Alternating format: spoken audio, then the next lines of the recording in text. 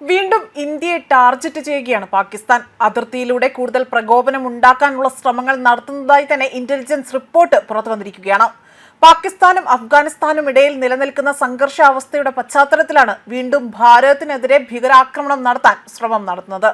ആഗോളതലത്തിൽ തന്നെ Iran Israel സംഘർഷം കൊടുമ്പിരി കൊള്ളുന്ന സാഹചര്യത്തിലാണ് പാകിസ്ഥാൻ ഇത്തരമൊരു നീക്കം നടത്തുന്നത്. മാത്രമല്ല, ഇന്ധനക്ഷാമം കാരണം രാജ്യം അടച്ചുപൂട്ടലിന്റെ വക്കിൽ പോലും നിൽക്കുമ്പോഴാണ് ഈ പ്രതികാര ബുദ്ധിയോടുകൂടി തന്നെ പാകിസ്ഥാൻ തുനിഞ്ഞിറങ്ങുന്നതായി തന്നെ വിലയിരുത്തുന്നത്. മാത്രമല്ല, ഭാരതത്തിന് നേരെ കൂടുതൽ പ്രകോപനം ഉണ്ടാക്കാനുള്ള നീക്കങ്ങളാണ് പാകിസ്ഥാൻ നടത്തുന്നത്.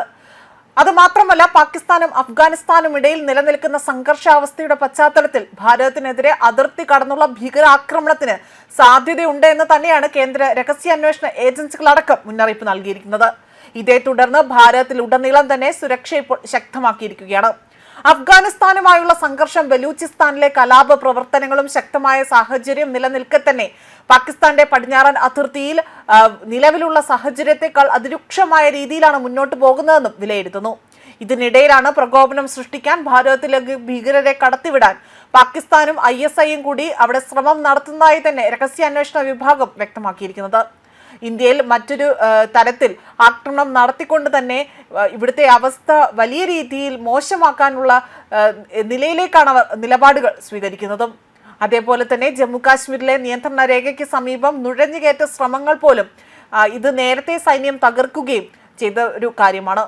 അതേപോലെ തന്നെ സുരക്ഷാ അവലോകന യോഗങ്ങൾ വിവിധ പ്രദേശങ്ങളിലായി തന്നെ നടക്കുകയും ചെയ്തു. ജമ്മു കാശ്മീർ ലഫ്റ്റനന്റ് ജനറലായ മനോജ് സിൻഹയാകട്ടെ ശ്രീനഗറിൽ ഉന്നതതല യോഗം ചേർന്ന് സുരക്ഷാ സംവിധാനങ്ങൾ വിലയിരുത്തുകയും ചെയ്തു.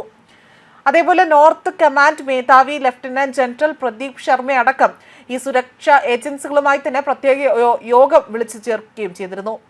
രഹസ്യാന്വേഷണ വിവരങ്ങളുടെ അടിസ്ഥാനത്തിലാണ് ഭാരതത്തിന്റെ പടിഞ്ഞാറൻ അതിർത്തികൾ അത് കേന്ദ്രീകരിച്ചുകൊണ്ട് തന്നെ വലിയ രീതിയിലുള്ള പ്രശ്നങ്ങൾ അവർ സൃഷ്ടിക്കാൻ ഒരുങ്ങുന്നതായി തന്നെ വ്യക്തമാക്കുന്നത്.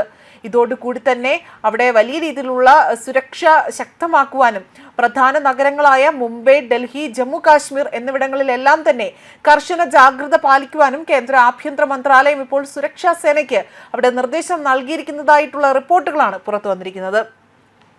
അതേസമയം ഒരു വശത്ത് യുദ്ധവും മറുവശത്ത് വിലക്കയറ്റവും കാരണം പാകിസ്ഥാൻ ആകട്ടെ വലിയ രീതിയിൽ പ്രതിസന്ധി നേരിടുന്ന ഒരു ഘട്ടമായി തന്നെ മാറുകയാണ്. പാകിസ്ഥാനിൽ സാധാരണയായി തന്നെ 10 കിലോ ഗോതമ്പ് പൊടിയുടെ ഒരു ചാക്കിനാകട്ടെ 890 രൂപ മുതൽ 1500 പാകിസ്ഥാൻ രൂപ വരെയാണ് നൽകേണ്ടത്. അതായത് 1 കിലോയ്ക്ക് ഏകദേശം 89 മുതൽ 150 രൂപ വരെ ഇവിടെ വില നൽകിക്കൊണ്ട് വാങ്ങേണ്ടി വരുന്ന അല്ലെങ്കിൽ ഇത്തരത്തിൽ വാങ്ങേണ്ടി വരുന്ന ഒരു അവസ്ഥയിലേക്കാണ് പോകുന്നത്. അതേപോലെ ലഭ്യത, പ്രദേശം, അതുപോലെ ബ്രാൻഡ് എന്നിവ അനുസരിച്ചുകൊണ്ട് തന്നെ വിലയിൽ മാറ്റങ്ങൾ വരും. ചിലയിടങ്ങളിൽ ക്ഷാമം കാരണം വില ഇനിയും കൂടാൻ കാരണമായേക്കുമെന്നും പറയുന്നു.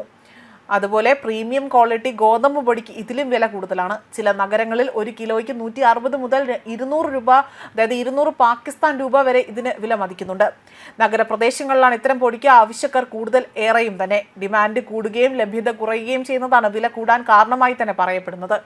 അതേപോലെ തന്നെ പാകിസ്ഥാനിലെ എല്ലാ നഗരങ്ങളിലും ഒരേ വിലയല്ല എന്നും ഇസ്ലാമാബാദിൽ 10 കിലോയ്ക്ക് ചാക്കിന് ഏകദേശം 890 മുതൽ 900 പാകിസ്ഥാൻ രൂപയായി തന്നെ വിലയിരുത്തുന്നു. കറാച്ചി, ലാഹോർ പോലുള്ള നഗരങ്ങളിൽ ഇത് 905 രൂപ വരെ ഉയർത്തിയിട്ടുണ്ട്. എന്നാൽ മറ്റ് ചില പ്രദേശങ്ങളിൽ ഇതിന്റെ ക്ഷാമം കാരണം 20 കിലോയുടെ ചാക്കിന് 2800 രൂപ വരെ വിലയിൽ വലിയ ഒരു മാറ്റമാണ് വരുന്നത്. അതിനെല്ലാം ഇടയിലാണ് ഇപ്പോൾ ഇറാൻ ഇസ്രായേൽ പ്രശ്നം വലിയ രീതിയിൽ രൂക്ഷമായതോടുകൂടി തന്നെ ഇന്ധനക്ഷാമം പോലും പാകിസ്ഥാന് നേരിടേണ്ടി വന്നിരിക്കുന്നത്. ബാരലിന് 300 രൂപയ്ക്ക് മുകളിലായി തന്നെ അതിന്റെ വില നൽകേണ്ടി വരുന്ന ഒരു അവസ്ഥ പാകിസ്ഥാനിൽ ഉണ്ടായിരിക്കുകയാണ്. ആയതിനാൽ തന്നെ ഇപ്പോഴും ഇത്തരത്തിൽ സ്വന്തം രാജ്യം അടച്ചുപൂട്ടലിന്റെ വക്കിലേക്ക് എത്തുന്നു. അവിടെ വലിയ രീതിയിലുള്ള പ്രതിസന്ധികൾ രൂക്ഷമാകുന്നു. ഇതെല്ലാം കണക്കിലെടുക്കുമ്പോൾ വീണ്ടും പാകിസ്ഥാൻ ഇന്ത്യയെ തന്നെ ടാർഗറ്റ് ചെയ്തുകൊണ്ട് കൂടുതലായ പ്രകോപനം നടത്താനാണ് ശ്രമം നടത്തുന്നത്. അതായത് അവിടെ നിന്നും ഭീകരരെ ഇവിടേക്ക് റിക്രൂട്ട് ചെയ്യുകയും ഇവിടുത്തെ വിവിധ സ്ഥലങ്ങൾ കേന്ദ്രീകരിച്ചുകൊണ്ട് തന്നെ വലിയ രീതിയിലുള്ള ആക്രമണം നടത്താനുള്ള പദ്ധതികളാണ് ഇവർ മെനഞ്ഞുകൊണ്ടിരിക്കുന്നത്. ന്യൂസ് ഡെസ്ക് കർമ്മ ന്യൂസ്.